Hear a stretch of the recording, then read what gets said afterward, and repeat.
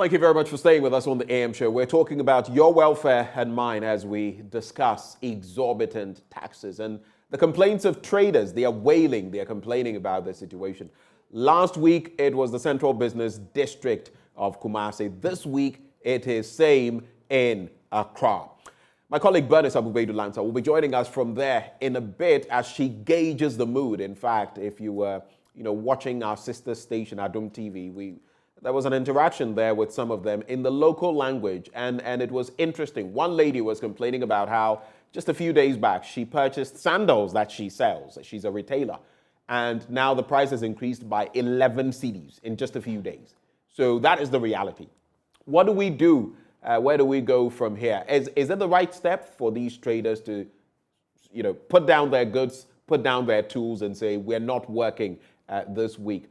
There's also a response from other traders, the tag, who are also saying, look, that's not the way to go. But helping us dilate on these matters, we have Sairam Kawo, senior lecturer with the University of Cape Coast School of Business, who joins the conversation.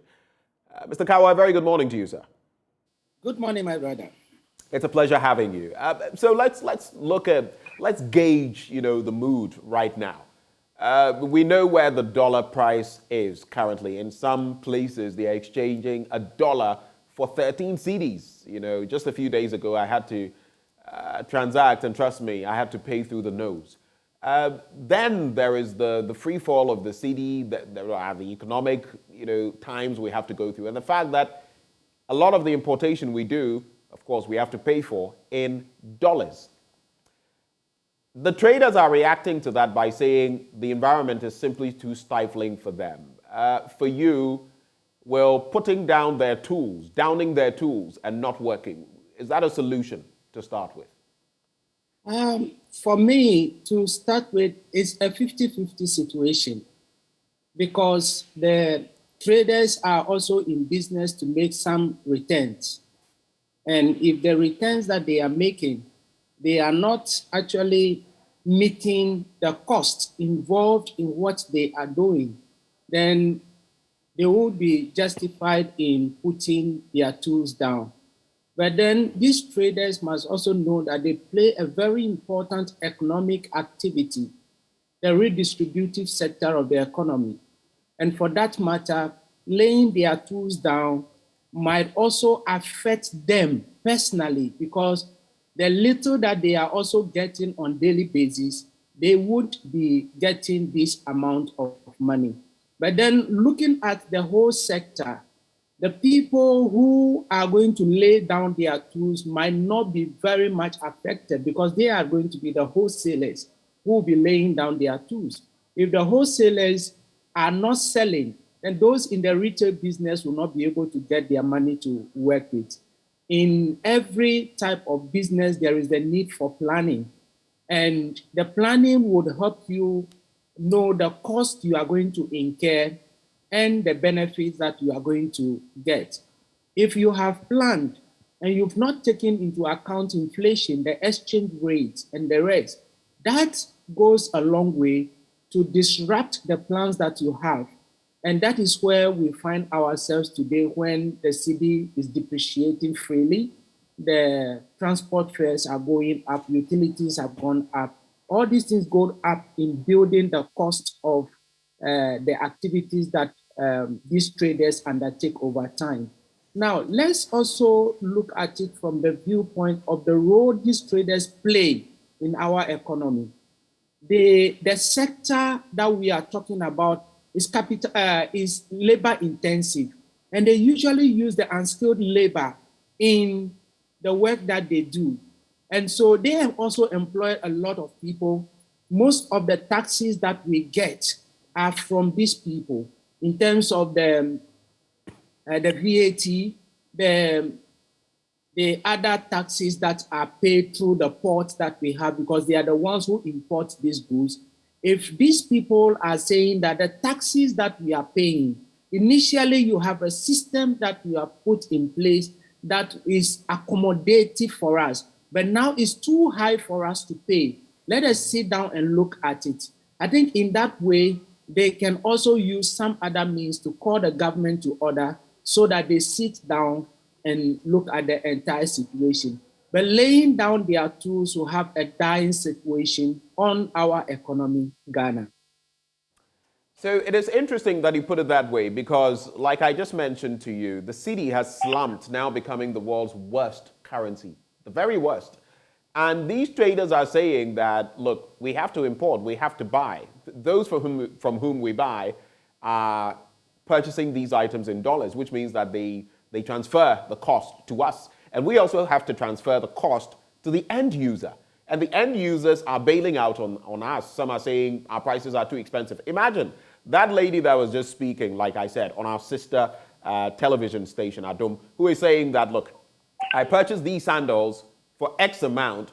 In a few days, I've had to add 11 cedis per one. How much am I going to sell them for? People are simply not willing to fork out. And mind you, salaries have not increased any. So is this not reality for them? I mean, if business no longer makes sense, so to speak, do you still go ahead, run at a loss? Thank you very much. This is the reality these traders are facing. If I am in business and the business that I'm into, I'm incurring more costs in doing that particular business, I would lay down my tools or look for other ways of doing the business that I am really doing. These traders, some of them, all of them are not VAT registered customers. If you are a VAT registered customer, you are not the one who is going to pay the tax. So you collect a tax on behalf of the government, and then you make a claim, and then you are paid back. But most of these people are not VAT registered customers. They can easily feel that, okay, this cost, we are pushing it to the customer. But most of them are also customers. Because businesses buy from each other. And for that matter, once they are not making their need, it is time for us as a nation to sit down with these people and find out what actually is affecting them. How much tax can they afford? Because we don't have any laws regulating prices that we have in our country. And we've been talking about this for some time now. There should be laws on price controls. If you go to the European countries, there are price controls on some commodities that they have. These commodities are necessaries. We can do without them. So there should be some amount of price controls that we have. We've talked about the duties that these traders pay on the goods at the port. There are some charges at the port. In fact, they are too exorbitant. The people who charge these prices play no significant role in the clearing of the goods. Some of the amounts go to individuals. And so when we are charging the taxes at the port, which are very high, we need to look at it. The exchange rate is just skyrocketing, and it's affecting almost everything that we do in our country. And so these traders are suffering. If they do not do their work, the economy will come to a halt. If the markets are not functioning, the economy will come to a halt. Markets are a significant aspect of every economy, and they make everybody better off. And so we need to go back to the system where the government says that the rate is fixed at the port. So for 6 months, this is how much you are paying. So the traders will be in a position to try and budget and plan for the things that they are doing so that we can raise the needed revenue. If the shops are closed down for how long, only God knows, these traders who want to close down their shops, government is going to lose revenue. Do we sit down and consider the loss of revenue over a period of time? These are issues that we need to look at very carefully. Otherwise, if we put up this I don't careism attitude and say that the traders are supposed to pay, if you cannot pay, close down your shop and we don't care, the loss of one cedi is very significant. And so we are already not getting the needed revenue that we need in our economy. And so there should be a second look at what the traders are saying, and government should sit down with them. It is a development issue.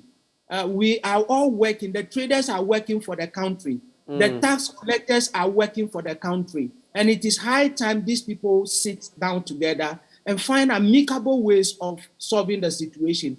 Taking an entrenched position will not help the situation. So interesting thoughts you share about the fact that the traders' loss will be government's loss as well. They will feel the shocks, but in the end, government will also not rake in the revenue as expected. Just hold for me, Mr. Cowell. Let me bring in Nana Poku, Secretary of the Traders Advocacy Group Ghana, TAG, they call themselves. Nana, a very good morning to you, sir. And to your listeners. Great. I'm looking at your latest statement, and we'll just put it up as well. It makes for interesting reading because while some traders have even stimulated the conversation and insisted that you should down your tools and not, engage in the activities you engage in, that is trading, you have a different idea. So let's just take a look at your statement before we start, our Q&A section. So you say press release on the ongoing crisis facing traders dated yesterday. And you say on behalf of the Traders Advocacy Group Ghana, I would like to welcome our friends from the media to this press conference. We have invited you here this morning as a matter of urgency to address the ongoing closure of shops by our members across the country. It is no exaggeration when we say trading in Ghana has become like Russian roulette, dangerous and unpredictable due to the harsh economic climate in the country today. The leadership of Traders Advocacy Group Ghana empathizes strongly with our members as we ourselves are traders and as such are facing these challenges on a personal level. The executives of TAG, in a bid to alleviate the pain of its members, have held several meetings with the leadership and administrators of the current government to put our problems to them directly and to demand from them answers to the dire challenges we're currently facing as traders. But after several meetings, we have learned with the utmost regret that the managers of the country's economy seem to have no solutions to the rapid depreciation of the cedi and the high cost of doing business in the country. We want to assure our members that we are unrelenting in our bid to force the managers of the country to find sustainable solutions to the current financial crisis. But in the meantime, we would like to urge our members to keep their shops open. Although closing our shops may seem to be the right way to protest this unbearable economic crisis, it will only worsen our problems as traders in the long term. We still have to feed our children and bear all our responsibilities in spite of the hardship. Currently, even with our shops open, we are unable to do so effectively. So what then happens when we close our shops? The interest on our loans will keep piling up. Our children's fees will remain unpaid, and we shall lose the very few customers we have been trying to maintain. It goes on to talk about the fact that you actually believe that closing our shops will not affect the exchange rate, but will rather spell doom for our already struggling businesses. I'll cease right there. What exactly, what was the rationale behind putting out this statement? Was it because other traders had said that they were going to, lay down their tools and not work? Was that fundamentally what spurred you on to put out this statement? Thank you for giving me the opportunity to further throw more light on what we actually put out there yesterday. As you went through reading the message, I think the message explained itself. You, the host, you completely understand the message this press conference carries. My brother, it is a fact that the managers of this economy have completely failed. They failed. Willfully failed. But when it comes to trading, we are individual bodies who have gone in for a loan or a family money, friends' money, putting it together to trade. We are not saying that you cannot express your displeasure. Do. That is why we have directed all our members to wear red armbands, red shirts, black shirts, put red banners in front of their shops, just to signal the displeasure from us, the traders. That is the diplomatic way of handling the situation. Because if you say you are a trader and you are going to close your shop, no problem. The government is failing, and you, the trader, is also failing. So So you think just to come in, you think any trader who stops doing what they do is failing, just as government is failing? I'm telling you, the whole situation is very dicey. But we are keeping our people to work. Our members, the other side of the organization doesn't control every trader in the country. Traders have been segmented, like we have teachers, we have NAGRAT, we have NAT, we have Concern. That is how the trader body is now.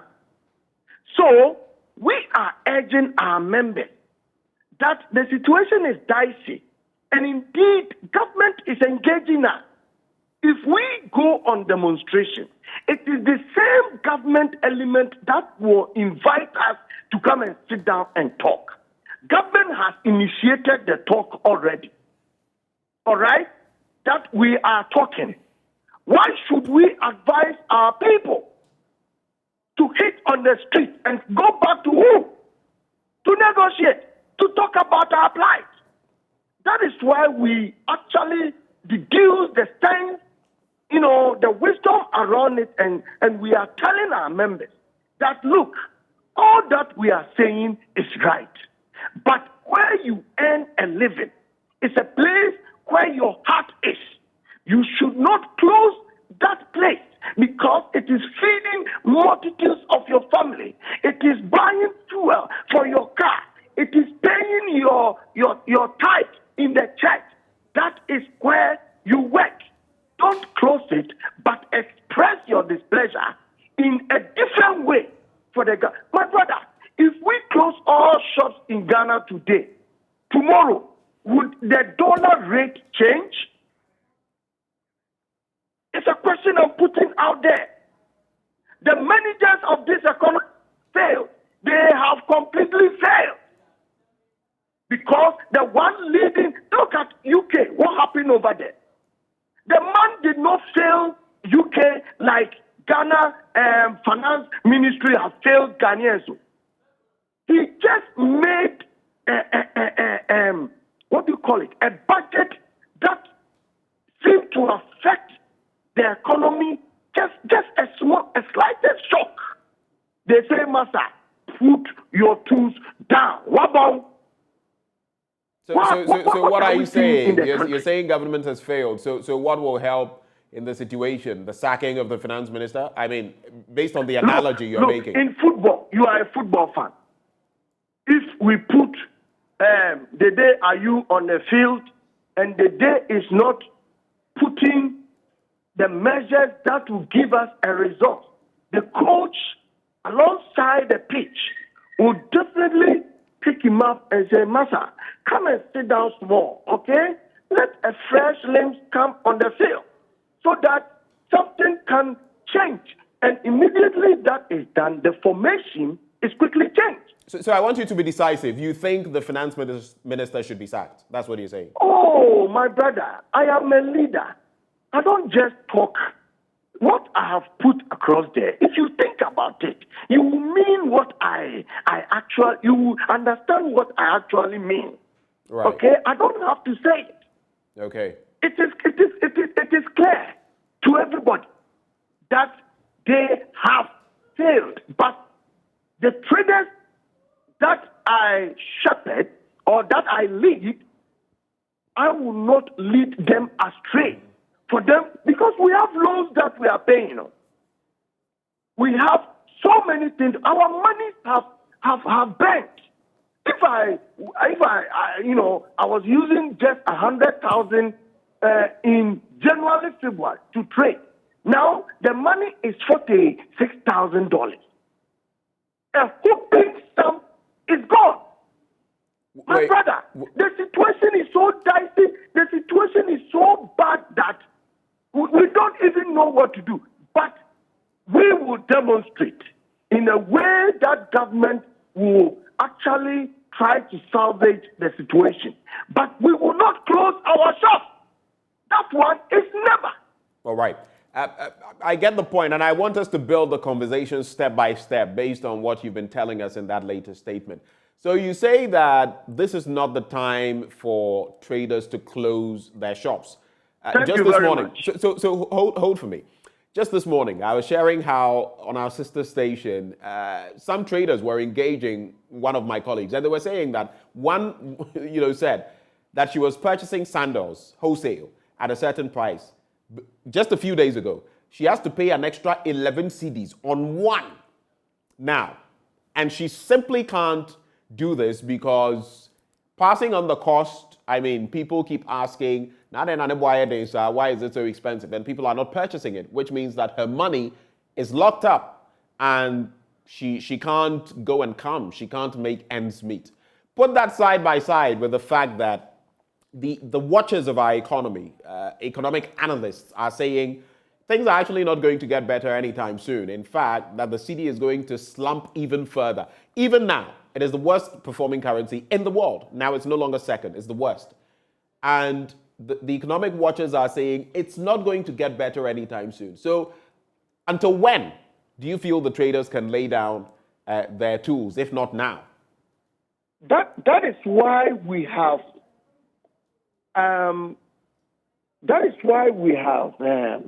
educated our members on making sure that their capitals are not depleted by making sure that the marks on their goods are worked on very well so that it can be passed on no matter what. So the move basically is ensure that you are passing on the cost, pass it on to the consumer. Because of somebody's negligence. So what we are actually urging our members to do is that make sure your little capital that is left is salvaged so that at the end of the day, if the dollar keeps rising, consumers should also understand that at the end of the day, the prices of goods will also go up. So it is not by any fault or any means that traders sometimes intentionally increases goods and services within the market. No, it is the dollar. So it all boils down with the communication we are having this morning that the government has failed. The manager is a poor manager. All right? He doesn't know what to do when it comes to economical. When a ship is sinking and you have a very good captain, I'm telling you, the captain will do everything to save those on board. All right? And at the end of the day, the ship will not go to the deck of the sea. So we have people in the current administration, from the leadership, you could see that they've completely failed. So tell me, how then do you react to, Mr. President, the banner headline in the Daily Guide today says, "I won't sack Oforiatta." That's according to Akufo-Addo. And he says there's no reason to sack the minister. Let me just make the point. He says there is no reason that he is performing. Hold on a little bit. Hold on. You see, if you have a president who intends to rule like this, definitely the ship will sink. All right? We don't do that. We don't put family ahead of an economy that is failing. You see, I don't hate the man. I don't have anything against him. But I'm telling you, his rhetoric are sometimes not accepting. Anyway, me, I am a trader. But if you are a president and things are going this way and you think you can come out and say this to Ghanaians, you are okay. This is sheer negligence of power. I'm telling you. And I'm telling Ghanaians that the president should revise his notes when he is coming out. He should act like a man. Not like this is a woman approach. I'm telling you. So you're basically saying that you're going to force the hand of government. In your statement, you say, we want to assure our members that we are unrelenting in our bid to force the managers, force is the word you use, of the country to find sustainable solutions to the current financial crisis. But in the meantime, we would like to urge our members to keep their shops open. How exactly are you going to do this? How exactly are you going to force government? What we are going to do is... Government can't force the CD to rise. Good. At the same time, the word force we use over there will apply on the prices of the goods. All right? If you have money, you buy. If you don't have money, then you can stay wherever that you are. Okay? We will not trade and lose our capitals. No. We will not. So that is where the force, that word, that is how it implies. We will make sure that we will not lose our capitals. And if the dollar moves one step, we will move 1.5 steps. If you are a consumer and you are ready to come and buy, come and buy. My brother, ever since I started doing business, I have not seen dollar going up and coming down again. Never. So the situation currently should be managed by all traders. And that is the gospel truth.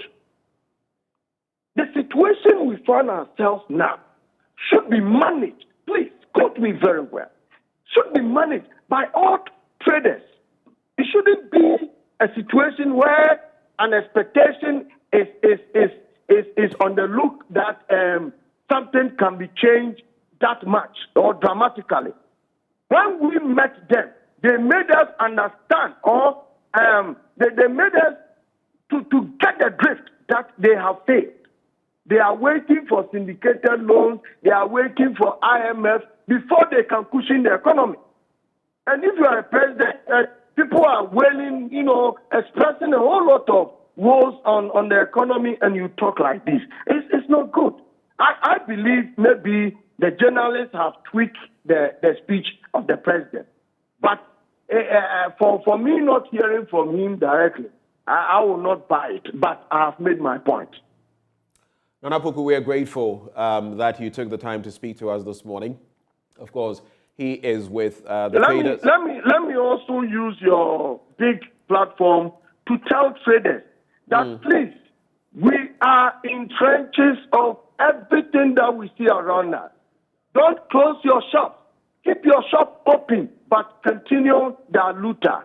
Wear red bands, wear red shirts, put banners in front of your shop, telling everybody that is coming in that the economy has failed.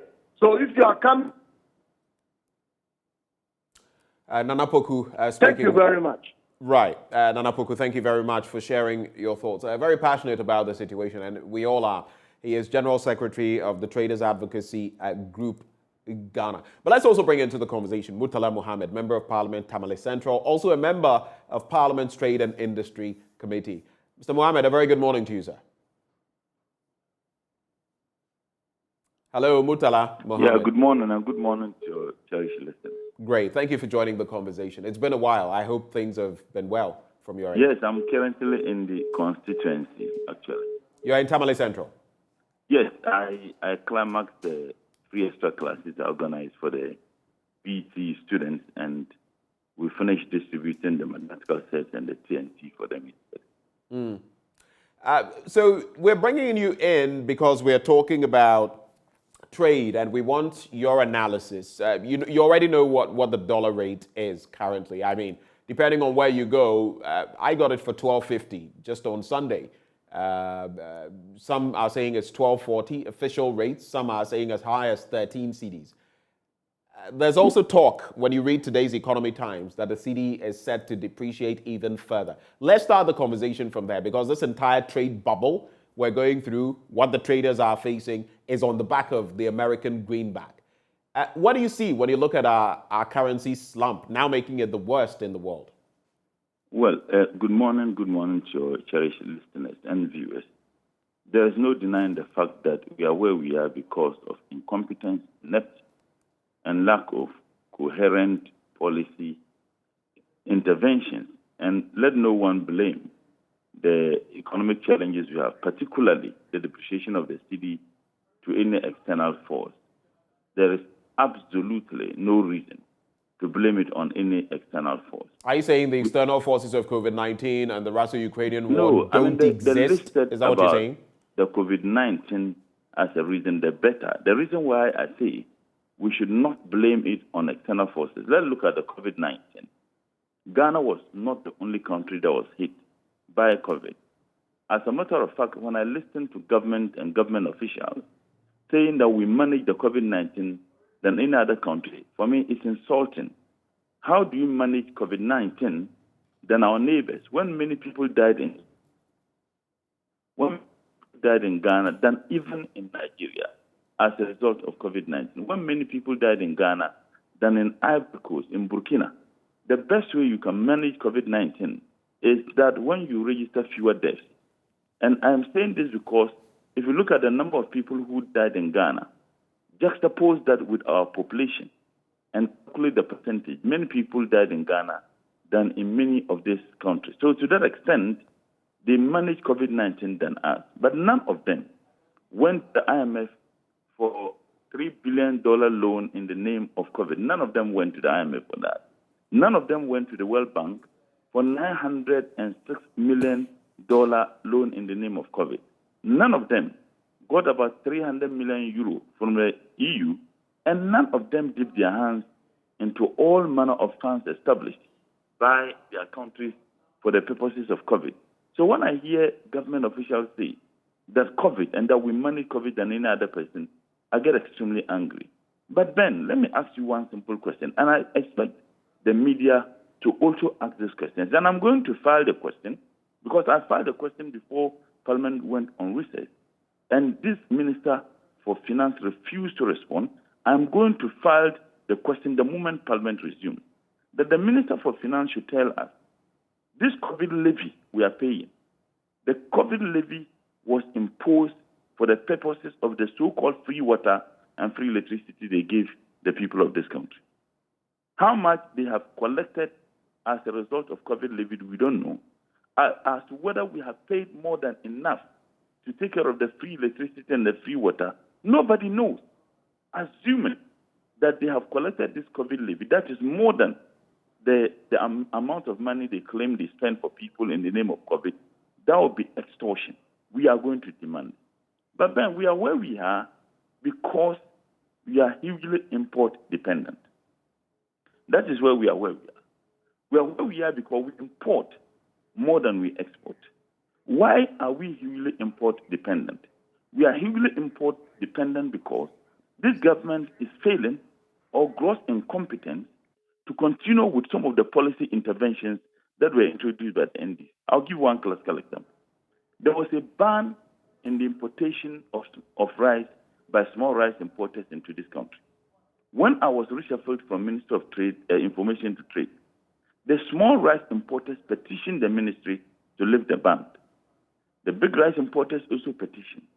So what I did as the deputy minister who was in charge of trade, what I did was that I constituted a team which was sanctioned by the minister. The team, I deliberately allowed someone who is a leading member of MPP to lead the investigation. And that person was Mr. Kofi Kapito. When they led the investigation, their report was that the ban should be maintained. And as a result of that ban, we were not spending so much. Remember, as late as January 2017, when we handed over the reins of this country to this government, we were spending about $500 million importing rice and poultry products into this country. When they came, they lifted the ban because those small rice importers financed their campaign. We are spending over $2 billion today importing rice and poultry products into this country. Now, what it simply means is that every year we have to look around our economy, get the over $2 billion to import something we have the capacity to produce. And let no one tell me that we couldn't produce. In 2014, there was a reduction in the importation of foreign rice into this country by 40%. And there was an increase in the production of local rice by 60%. So there was a direct correlation.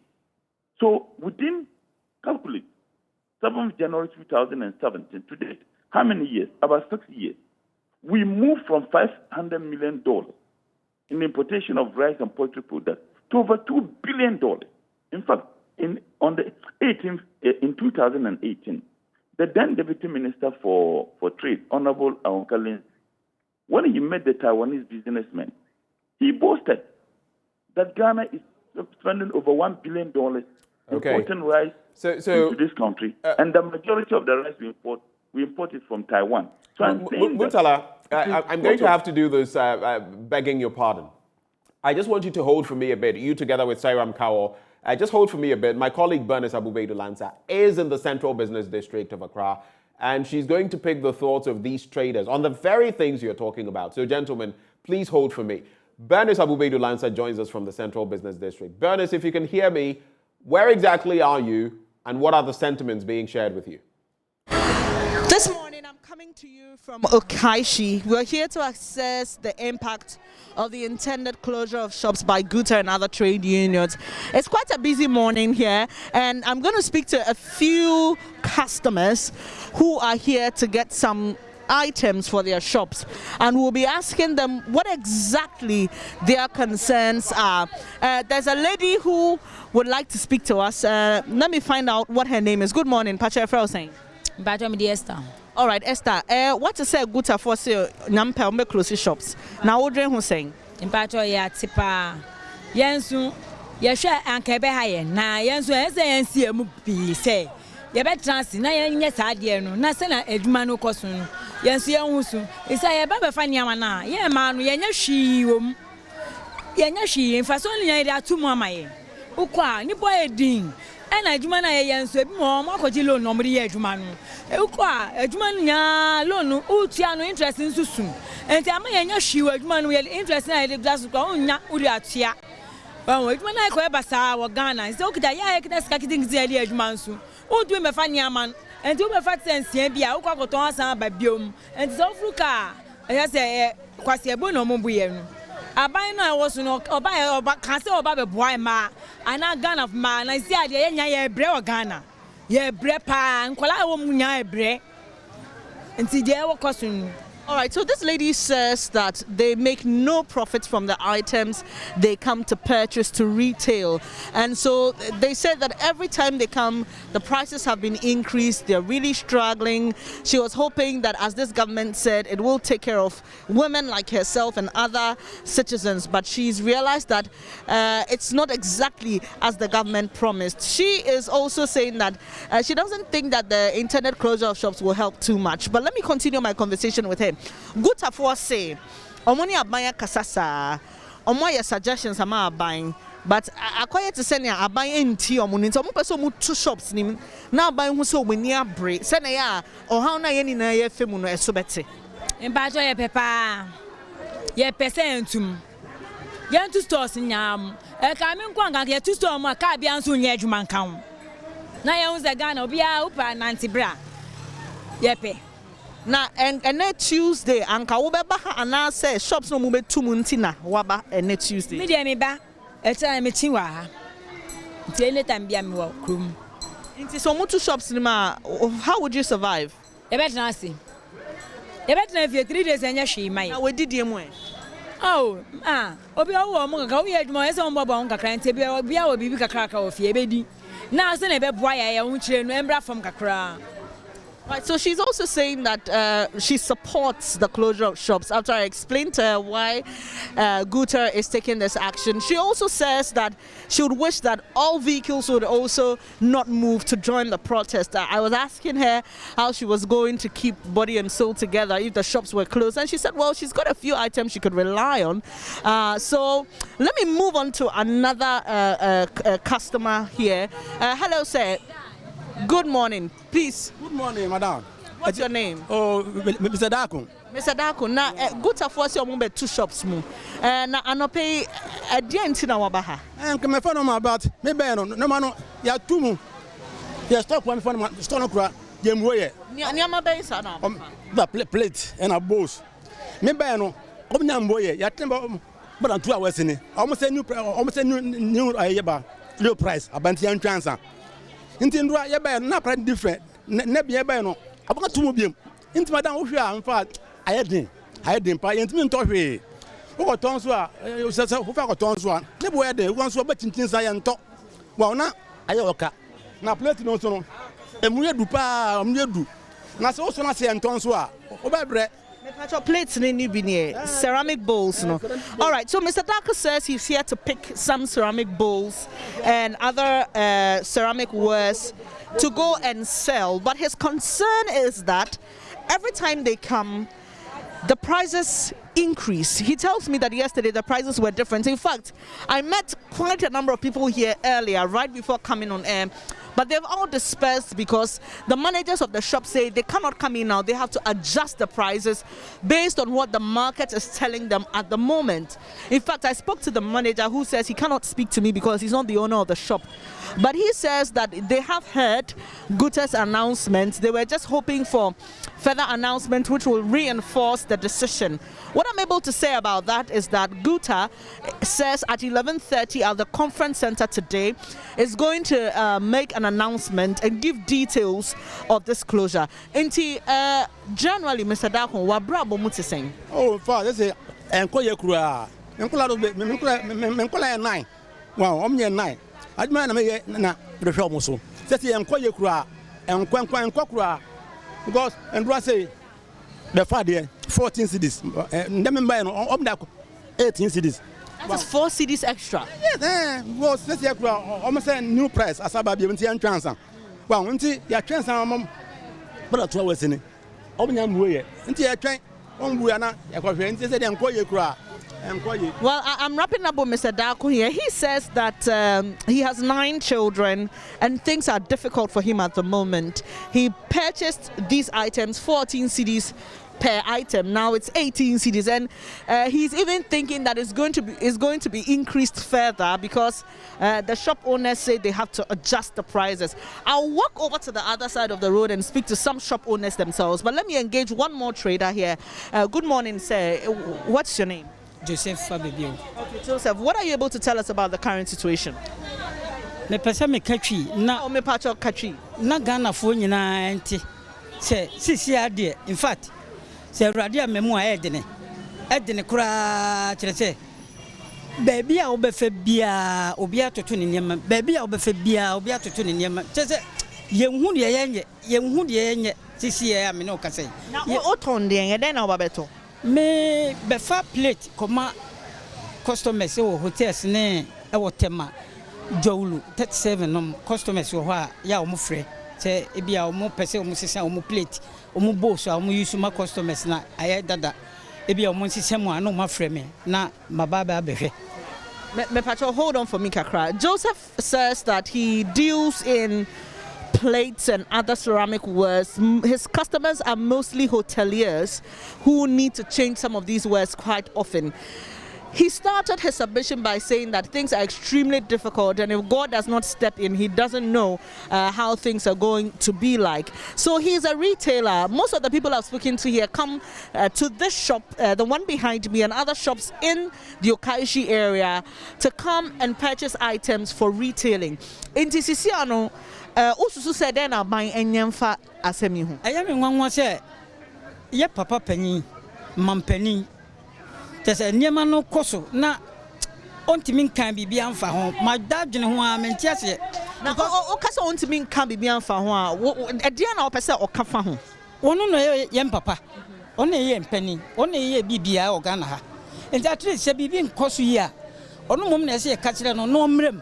Obemo am fi se bibia betima sofo na so ministers was different people or more handle various sectors of the economy or trades minister or finance minister ne ade enti no eno no susu se o se so bia ye na femu de ne mpanyimfo na wa frefro mo se omo ne da sa nwumanyuma na no me hu de omo ye omo nya hwe omo nwene ye ho omo pese ye nka bibi ba yes, you pese ye beka bibia na say aban say okọ IMF wagye atomu se niam mu ye dindie in fact enra mampin ekufado okasa o Tech FM wo Kumasi no say o wagye atomu se IMF na ye koye no na a hard decision for him. Na easy sa say obe decide, but as I say because some agya to mu say nyama mu yeden. Nti no so say ususu say. Anu de no kure nyama mu dia yeden ama Ghana babia. Even me kura metima kase bia nye Ghana ko na no kura meti say even Egypt for kura no na say ahokyere kakra aba wo mu so wo mu kuro mu ho no, but ye de ye kan ye de mu ha. In fact no kura say ayeden de na so as I say wotimi ye bibi kakra ebia ne say na no me ba ha say me ba beto ade ne 25 cities ade tin say me ba 28 and new price and omo san ba ye menim de omo san ye amanako that means also papa no sorry no nka bibi nkere ne nkrofo na omo person or addressing nation na because me person me who okay, so Joseph is asking President to he thinks that the president doing that will also show his commitment to solving the problem. He also agrees that, well, there may be a general global crisis, but he is speaking about his situation here in Ghana, and he thinks that the president can do a lot more together with his various ministers. Let's cross over now. We'll be wrapping up shortly, but it's now time to hear from the traders themselves, okay? Some of these wholesalers. We'll speak to a gentleman, so they're calling me, so you can imagine that everybody has something to say about what's going on, and I'm just being called to come back.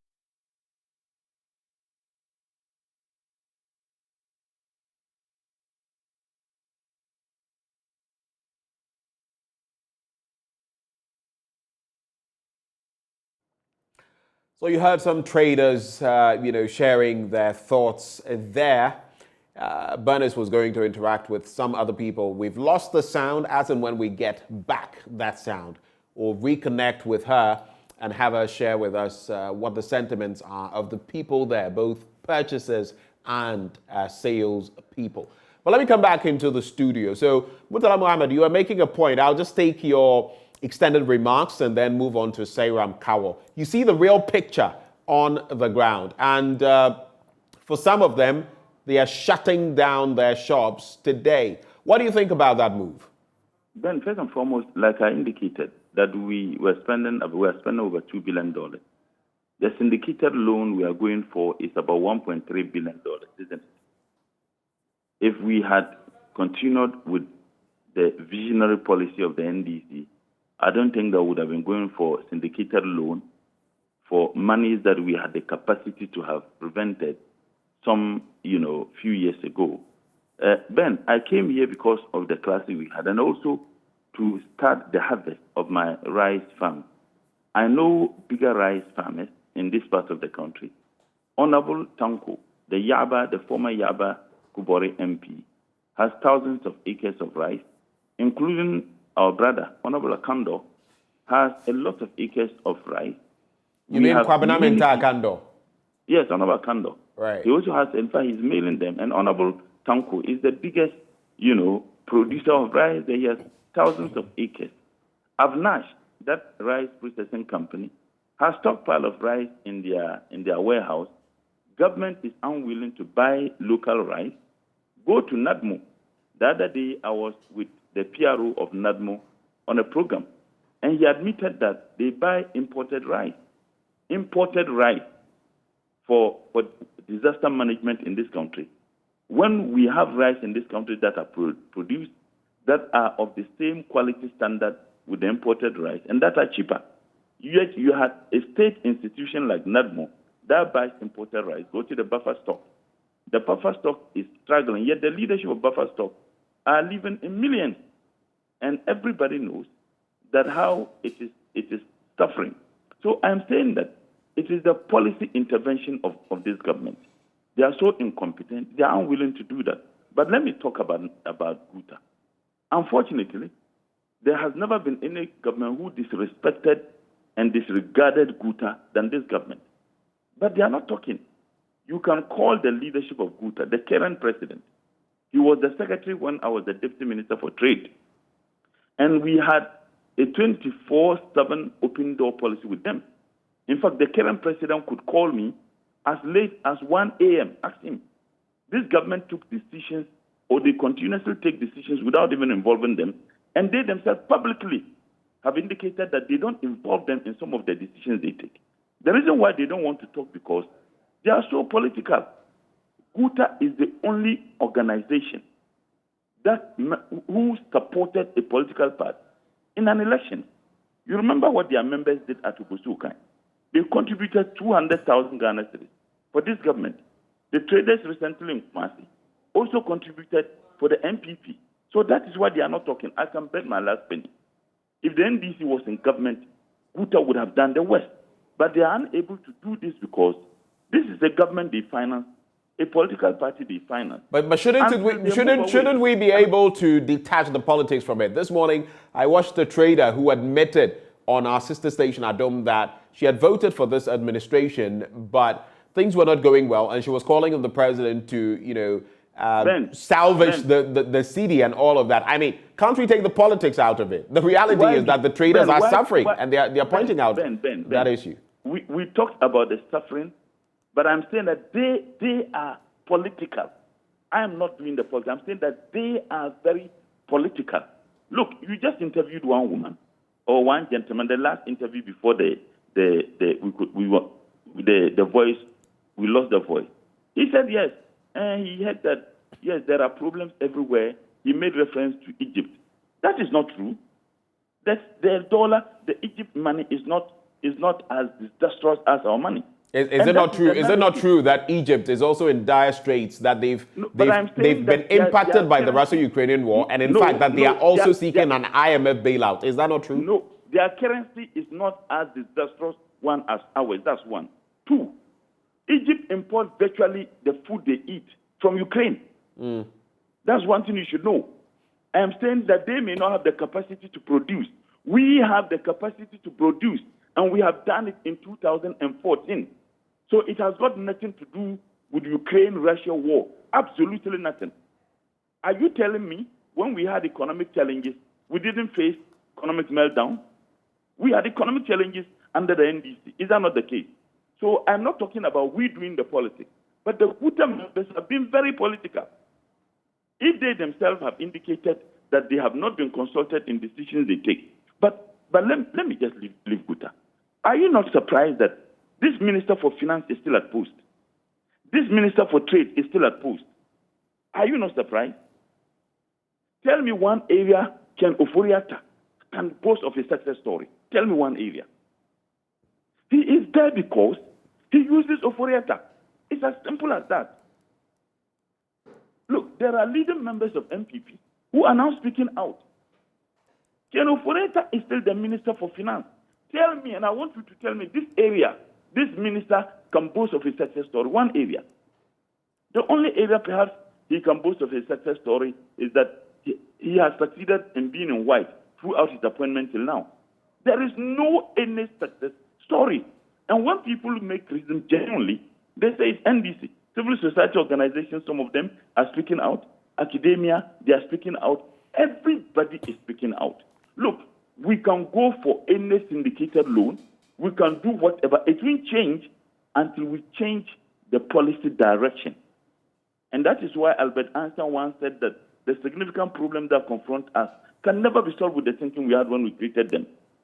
As long as we still spend over $2 billion importing rice and poultry products into this country, something we have the capacity within the shortest possible time to change, we'll continue doing this. Why are we still spending money buying foreign rice for NADMO? Does it make sense to you, Ben? Does it make sense? It simply doesn't make sense. And it isn't that local rice is not available. It is available. Government doesn't want to buy because NADMO is being buying from some people, then they are getting their cut. That is the reason. If not, I can't fathom. Why do we still spend the country's money to do this? Why did they lift the ban? Why did they lift the ban? When they know that what they have done is affecting us. And why did we reduce importation of rice and increase the exportation of rice in 2014, 2015? It means that policy was working. Why did we do this to ourselves? Look, I empathize with traders. I have been a GUTA member. Those who know me, my parents have always been businessmen. My late dad, my late mom, my stepmom, my brothers, my sisters, some of them are still in. I was always in managing my father's stores in the market. So I have been a member of GUTA. So I know how they feel. I know. The danger about it now is that even the items they brought, if they finish selling those items, they can't buy. The other time I heard Dr. Kabiru, who is the technical advisor to the most incompetent and talk shop vice president, Dr. Baumia, who said that what we are experiencing is imported inflation. And I asked him to substantiate on imported inflation. He said that from where we are buying the items, there are inflation. Look, ask the importers that items they are buying, where they are buying them, the prices haven't changed. If they were buying certain items at $1,000, they still buy the items at $1,000. It's just that our city has been mismanaged. What we are experiencing is not demand pull inflation. It is cost push. It is cost push inflation. That is what we are experiencing. So to be very honest, it has nothing to do with Ukraine. It has nothing to do with COVID. It has to do with gross incompetence. Simple and short. All right. We're wrapping the conversation. Let me also bring in Sairam Kawo, who is senior lecturer at the University of Cape Coast.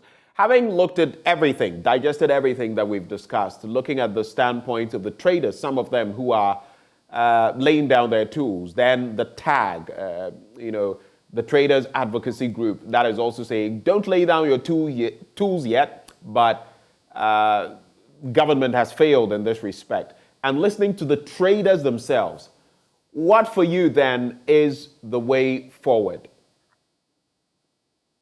Thank you very much, my brother.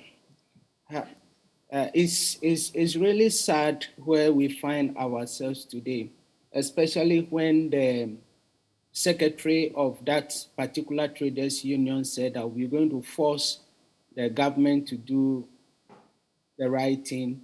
And forcing the government, he defined it as pushing the cost to the customer, that if you like, you buy the item. If you have the money, you buy. If you don't have the money, you go your way.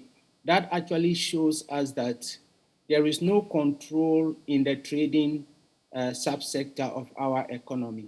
The ministry responsible for trade and industry is not doing its work well, and there is the need for leadership to be shown in that particular sector of the economy. If that is not done, we're going to have traders, manufacturers taking their own decision and doing things that they are not supposed to do. I still call on the government to bring up some amount of controls in the trading subsector, some regulation in terms of pricing, and the rest must be brought on board.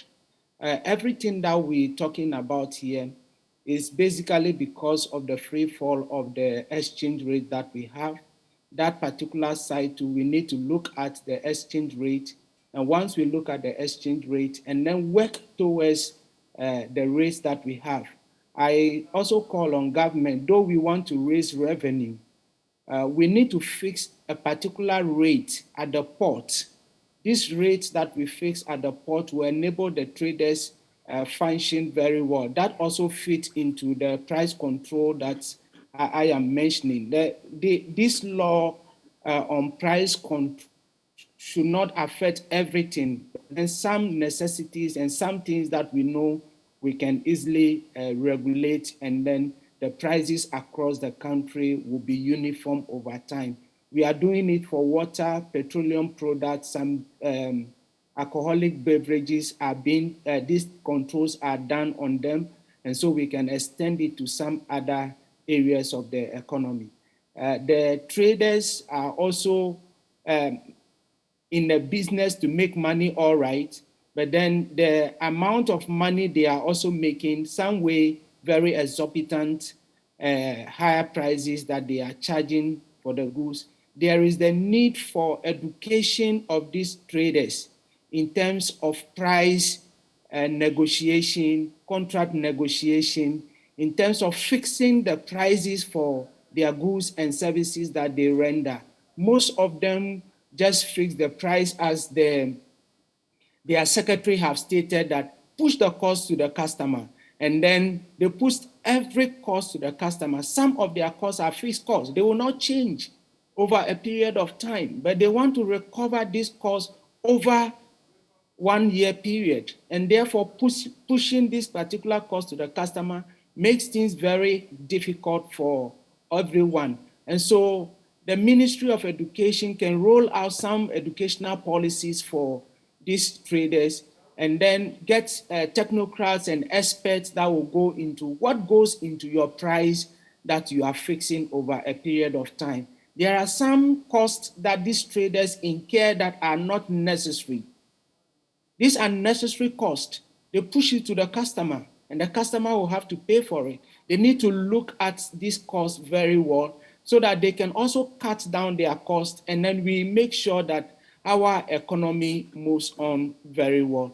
If they don't do these things and then we allow the economy to be run as if we don't have a leader for the economy, then we are in deep trouble.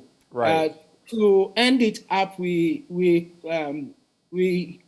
ask people on the finance minister whether the minister is supposed to resign or not, and then the president saying that, yeah, this minister has performed creditably well.